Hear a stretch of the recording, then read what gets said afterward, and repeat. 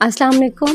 कह दो मेरे उन बंदों से जिन्हें हालात नामुमकिन लग रहे हैं, मैं हर शय पर कुदरत रखने वाला हूँ। ऐ अल्लाह पाक, वो मामलात जिनमें हमारा इख्तियार नहीं, जहाँ हम बेबस हैं, इनमें हमारी मदद फरमा और हमें अकेला मत छोड़। बेसुकूनी बढ़ जाए तो इबादत का वक्त बढ़ा दो और अल्लाह से बात करो और अपने दुख का मदावा इसी से मांगो, वही रहीमो करीम है। अल्लाह ताला फरमाता है, तू करता वो है जो तू चाहता है और होता वो है जो मैं चाहता हूँ।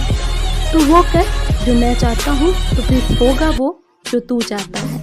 रब से मांग कर देखो तो सही, एक वही तो है जो हकीकत में आपका मुंतजिर है। तो सल्लल्लाहु अलैहि वसल्लम ने इरशाद फरमाया, रात को उस वक्त नमाज पढ़ो जब लोग सो रहे हों, तुम लोग सलामती के साथ जन्नत में दाखिल होगे। सल्लल्लाहु अलैहि वसल्लम ने फरमाया, नमाज सबसे अफजल अमाल में से है और फजर की नमाज पढ़ने वाला अल्लाह की हिफाजत में होता है।